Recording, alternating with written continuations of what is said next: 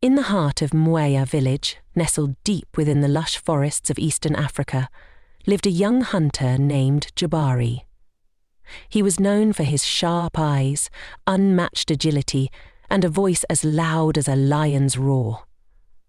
But despite his gifts, Jabari had one fatal flaw. He loved to boast. Mwea village was surrounded by an enchanting forest, believed to be a sacred place guarded by ancient spirits. The elders often warned, "Do not invite the jealous eye. It sees what you show and destroys what you love." But Jabari, fueled by pride, paid little heed. One fateful morning, the chief of the village summoned all the hunters to his homestead. The chief's herds of prized cattle were dwindling, their flesh devoured by a rogue lion. "Whoever brings me the lion's head shall not only win fame, but also marry my daughter, Amara," the chief declared. Amara was the jewel of Mwea, her beauty unmatched and her kindness spoken of in neighbouring villages.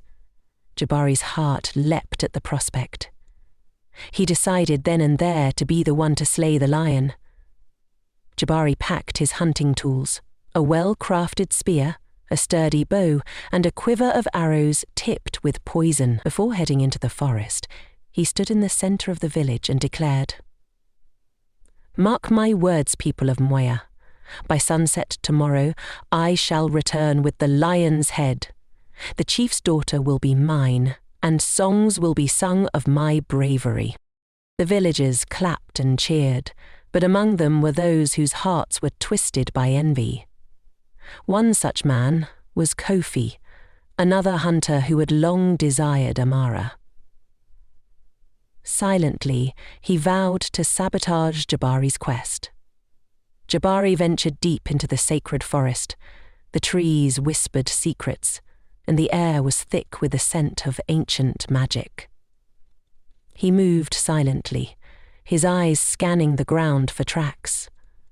By midday he found them, fresh paw prints leading toward the river. As he crouched to examine the prints, an old woman emerged from the shadows. She was draped in tattered cloth, her hair as white as ash, and her eyes gleamed with otherworldly light. "Young hunter," she said, her voice a raspy whisper, "the lion you seek is no ordinary beast.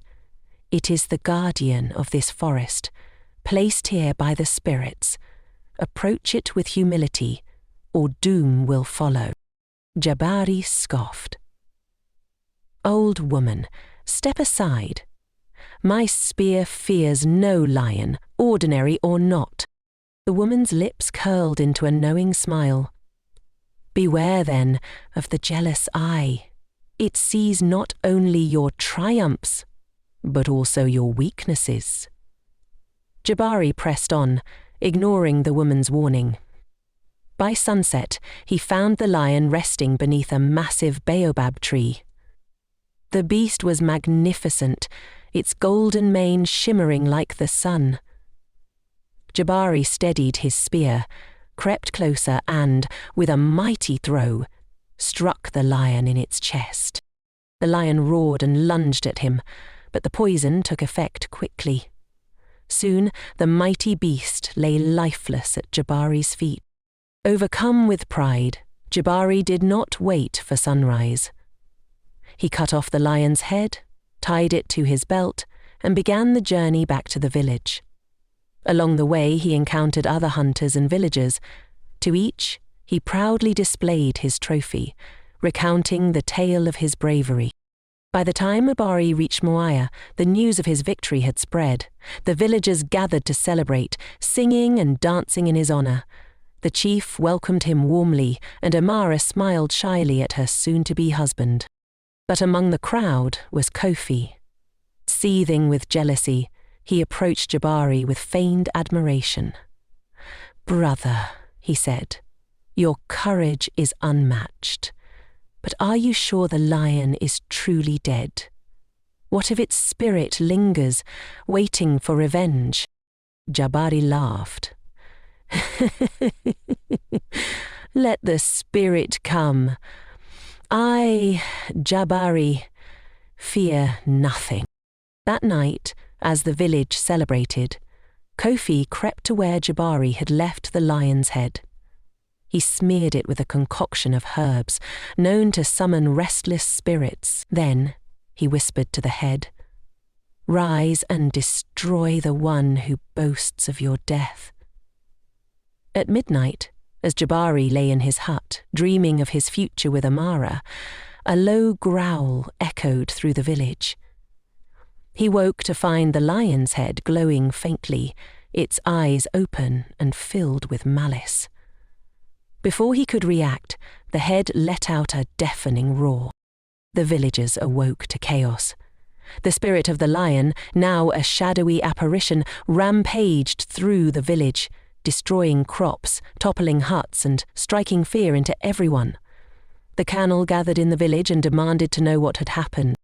Jabari grabbed his spear and confronted the spirit. "I killed you once, and I shall kill you again," he shouted. But the spirit laughed, a deep, menacing sound. "Foolish hunter," it said, "your arrogance has summoned me. You boasted of my death to the world, inviting the jealous eye. Now you shall pay the price." Jabari fought bravely, but his spear passed through the spirit as if it were air. The villagers could only watch in despair as the spirit dragged Jabari into the forest, his screams fading into the night. The next morning, the old woman appeared in the village square. "Let this be a lesson to you all," she said. "Do not boast of your good fortune, for the jealous eye is always watching. Celebrate in silence, and let your deeds speak for themselves." The Mara mourned Jabari's loss, but in time she married another hunter, one who was humble and wise. The village rebuilt itself, and the story of Jabari's fate was passed down through generations as a cautionary tale. And so in Mwea, whenever someone achieved greatness, they learned to celebrate quietly, knowing that not every smile hides good intentions, and not every cheer comes from a pure heart. If you'd like me to expand any sections or explore different themes within the story, feel free to let me know.